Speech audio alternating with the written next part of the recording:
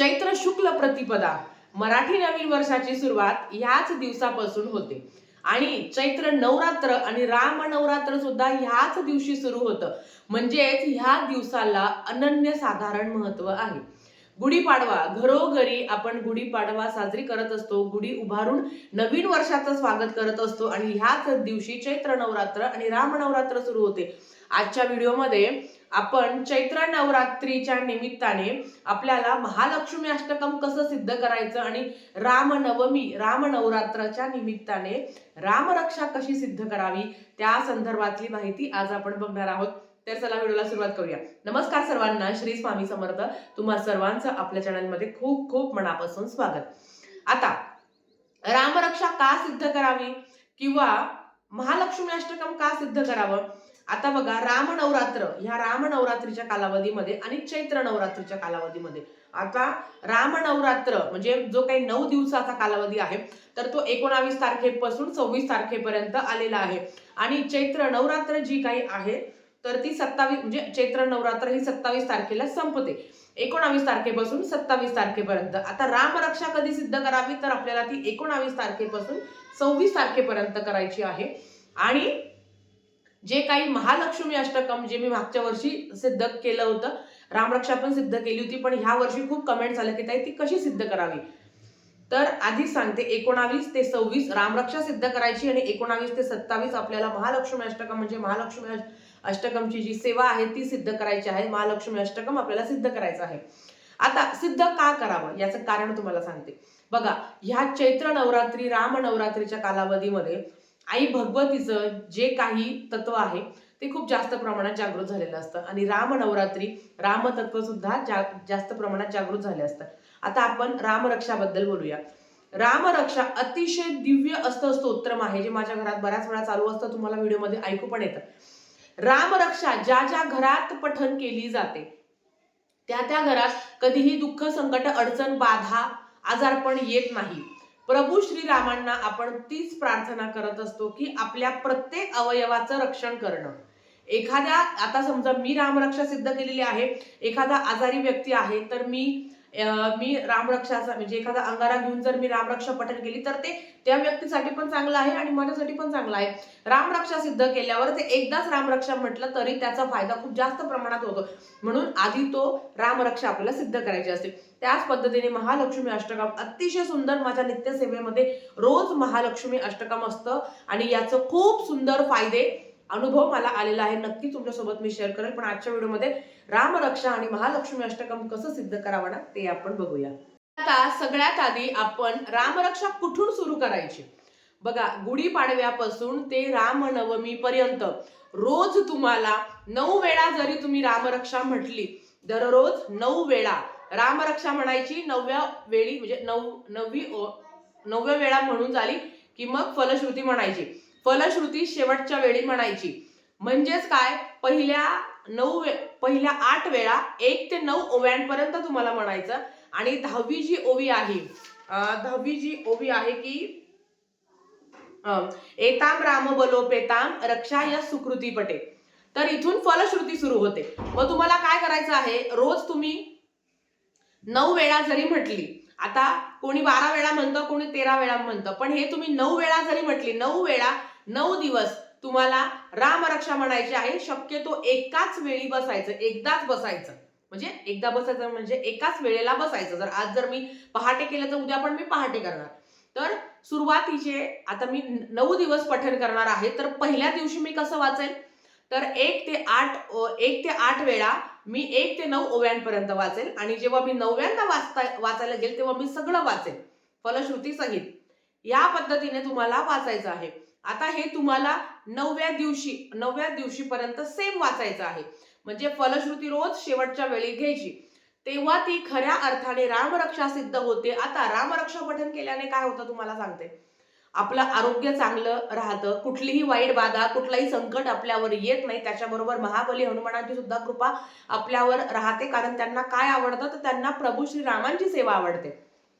आणि त्याच्याच बरोबर मुलांच्या अभ्यासात प्रगती होते, मुलांचा बुद्धीचा विकास होतो. जर तुमच्या मुलांना संस्कृत वाचता येत असेल किंवा जर त्यांची रामरक्षा पाठ असेल तर त्यांच्याकडनं खरंच रामरक्षा तुम्ही सिद्ध करून घ्या. सिद्ध करणं म्हणजे काय, असंच या पद्धतीने वाचणं.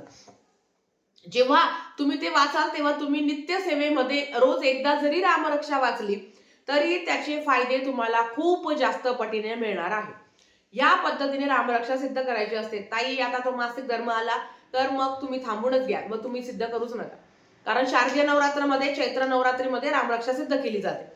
ज्यांना मासिक धर्म आहे 19 ते 26 पासून त्यांनी करू नका. ज्यांचं सगळं चांगलं आहे त्यांनीच करावी. सेवा कोण करू शकतो? सेवा कोणीही करू शकतं, असं अजिबात नाहीये. मुलांनी केलं तर अतिशय उत्तम. खरंच रामरक्षा सिद्ध केल्याने मुलांची वाणी सुधारते, त्याच्याबरोबर खरंच त्यांच्या अभ्यासात प्रगती होते, बुद्धीचा विकास होतो ते स्तोत्र मंत्र पठण करून. आणि एखादा जर आजारी व्यक्ती असेल, एखादी जर आजारी लहान बाळ असेल किंवा मोठे व्यक्ती आहे जे नेहमी आजारी असतात, त्यांनी तर आवर्जून रामरक्षा सिद्ध करून घ्यावी स्वतःसाठी. आता समजा मी रामरक्षा सिद्ध केली आहे, एखाद्याचा आजारपण आहे किंवा काहीतरी आहे, खूप आजारी आहे किंवा तो व्यक्ती आजारीच असतो, तर डॉक्टरांच्या सल्ल्याबरोबर मी काय करेल, एक म्हणजे हातात थोडीशी उदी घेईल, एकदा रामरक्षा पठण करेल, त्याला त्याच्यात एक कपडे लावल, थोडंसं पाण्यात देईल किंवा पाणी हातात घेईल, रामरक्षा एकदा पठण करेल ते त्याला देईल, कारण मी ती सिद्ध केलेली आहे. असं आहे. म्हणून सिद्ध करण्याचे खूप जास्त फायदे आहे. आणि रामरक्षा मी माझा वैयक्तिक अनुभव सांगते, ज्या ज्या घरात रामरक्षाचं पठण होतं जातं तिथे कधीही भूत प्रेत पिशाच्य बाधा संकट येत नाही. कुठलीच नकारात्मकता तुमच्या घरातही प्रवेश करू शकत नाही. कारण प्रभू श्रीरामांना आपल्या अवयवाची आपण प्रार्थना करत असतो. रामरक्षा जे पठण करतात त्यांना माहिती आहे ही आपल्या शरीरासाठी ती रामरक्षा आहे आणि आपल्या आयुष्यातील कुठलीही नकारात्मकता, काही संकट बाधा येऊ नये म्हणून ती रामरक्षा आहे. हे समजलं. आता दुसरं, रामरक्षाचं झालं. आता दुसरं, अतिशय आवडतीची सेवा माझी महालक्ष्मी अष्टकम. खूप सुंदर. आता महालक्ष्मी अष्टकम 16 वेळाच पठण करायची असते. शास्त्रामध्ये ना 16 ह्या अंकाला खूप महत्व आहे. आपण ज्या पद्धतीने श्री सुक्तम 16 वेळा का, तर त्या 16 अंकाला तिथे महत्व आहे. आता तुम्हाला गुढीपाडव्यापासून ते 27 तारखेपर्यंत म्हणजे चैत्र नवमी पर्यंत, हो चैत्र नवमी पर्यंत जी 27 तारखेला आहे, कारण एका याला 2 तिथी आल्यामुळे ते झालं आहे, तर 27 तारखेला आहे. मग तुम्हाला काय करायचं आहे, रोज 16 वेळा तुम्हाला पठण करायचं आहे. आता काय होतं ताई, लहान बाळ आहे, रामरक्षा एकाच बैठकीत पूर्ण करायची. तुम्हाला रामरक्षा इथं अर्धा 4 वेळा म्हणू का 5 वेळा म्हणू का, अजिबात नाही. एकाच बैठकीत रामरक्षा पूर्ण करायची. पण महालक्ष्मी अष्टकमचं आहे की लहान बाळ आहे ताई, सेवा करू शकत नाही, मग अशा वेळेस एकाच, आणि खरं सांगू का, महालक्ष्मी अष्टकम 8च ओव्यांचा आहे. श्री गणेशाय नमः. इंद्रम उवाच नमस्ते अस्तु महामाये श्रीपीठेश्वर पूजिते शंख चक्र गदा हस्ते महालक्ष्मी नमस्ते. हे आहे श्वेतांबरधरे देवी नानालंकार भूषित जगदात्मा महालक्ष्मी नमस्तुते. महालक्ष्मी, हा बरोबर, श्वेतांबरधरे देवी म्हणजे सुरुवातीच्या 1 ते 8 ओव्यांपर्यंत तुम्हाला पठण करायचं आहे. इंद्रम उवाच श्री गणेशाय नमः. इंद्रम उवाच इथून पासून 8 ओव्यांपर्यंतच महालक्ष्मी अष्टकम आहे. नंतरची फलश्रुती आहे.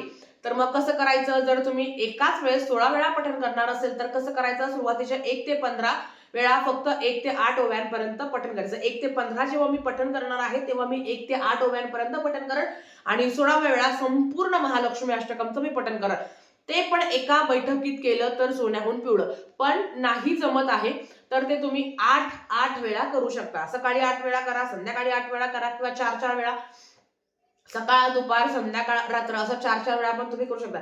पण अगदी तुम्हाला सांगते, महालक्ष्मी अष्टकम 15 मिनिटाचं पण काम नाही आहे. ज्यांचं पाठ आहे त्यांचं तर खूप लवकर होईल, म्हणजे 15 पण नाही, जर 16 वेळा म्हटलं तर 1 मिनिटाला 1 जरी म्हटलं तरी पण ते होऊन जाईल. 15 ते 20 मिनिटात तुमची महालक्ष्मी अष्टकमची सेवा होईल. आणि नंतर चैत्र नवरात्रीमध्ये महालक्ष्मी अष्टकम तुम्ही रोज नित्य पठणामध्ये घ्यावं. असंही बऱ्याच महिला पठण करत असतात, पण सिद्ध केलं आता महालक्ष्मी अष्टकम. महालक्ष्मी अष्टकम लक्ष्मी 8 प्रकारचे आहे. अतिशय सुंदर असे काही स्तोत्र मंत्र आहे ना, जे थोड्याशा आर्थिक अडचणी आपल्या कमी करतात. त्याच्यामध्ये येतं ते कनकधारा स्तोत्रम, खूप सुंदर आहे कनकधारा स्तोत्रम, महालक्ष्मी अष्टकम आणि श्री सुक्तम. हे 3 स्तोत्र इतके प्रभावी आहे, हे अमृताप्रमाणे काम करत असतं तुमच्या आर्थिक अडचणी. आता आर्थिक अडचणी म्हणजे कष्ट नाही करायचे, काम नाही करायचे, घरात बसून ते करायचं, तर असं नाहीये. जो प्रामाणिकपणे कष्ट करत असतो, जो खरंच प्रामाणिक आहे, जो मेहनत करतोय ना, त्याच्या पाठीमागे परमेश्वराची साथ असतेच. पण हे जे 3 स्तोत्र मंत्र तुम्हाला मी सांगितले खूप सुंदर काम करतात. त्याच्यामधलं महालक्ष्मी अष्टकम आणि कनकधारा स्तोत्रम खूप सुंदर, आणि श्री सुक्तम तर रोज प्रत्येकाच्या नित्य सेवेमध्ये श्री सुक्तम असतं, महालक्ष्मी अष्टकम. पण जर ते तुम्ही सिद्ध केलं ना, आता रोज 16 वेळा म्हणून तुम्ही बघा तुम्ही किती वेळा तुमचं ते पठण होत आहे. एवढं जर तुमचं पठण झालं तर महालक्ष्मी अष्टकम नक्कीच तुमचं सिद्ध होतं. आणि ते सिद्ध करून झालं की परमेश्वर कृपेने बऱ्याच अडचणी कमी होतात. रोज तुम्ही एकदा जरी पठण केलं तरी 16 वेळा पठणाचे फायदे तुम्हाला मिळतात. म्हणजे एकदा जरी वाचलं तर ते 16 वेळा वाचण्याची एवढी ऊर्जा, एवढी एनर्जी आपल्यामध्ये येते. आणि एवढ्या 16 वेळा पठण करून, रोज 16 वेळा पठण करून आपल्यामध्ये पण तेवढी एनर्जी येते. आणि नंतर एकदा जरी पठण केलं तरी त्याचे खूप चांगले रिझल्ट आपल्याला बघायला मिळतात. सगळ्या महिलांना मी आवर्जून सांगेल, रामरक्षा महालक्ष्मी अष्टकम खूप सुंदर आहे. या चैत्र नवरात्रीचं अवचित्त साधून तुम्ही तुमच्या घरात नक्की सिद्ध करा. पण कोणी मासिक धर्म सुतक नाही आहे, नाही तर मग आत्ता 4 करू का नंतर 5 असं नाही चालणार. जर मासिक धर्म आला असेल तर ते तुम्हाला सिद्ध नाही करता, मग ते तुम्ही कधी करू शकता? शारदीय नवरात्र आहे, गुप्त नवरात्री असं तेव्हाही तुम्ही सिद्ध करू शकता. ठीक आहे, तर आजच्यासाठी फक्त इतकंच. झालेली सेवा महाराजांच्या चरणी, माता रेणुकेच्या चरणी, आई भगवतीच्या चरणी मी रुजू करते. आणि आजचा व्हिडिओ इथेच थांबवते. आवडला असेल तर लाईक शेअर सबस्क्राईब करा. भेटूया परत अशाच एका व्हिडिओ सोबत. तोपर्यंत श्री स्वामी समर्थ.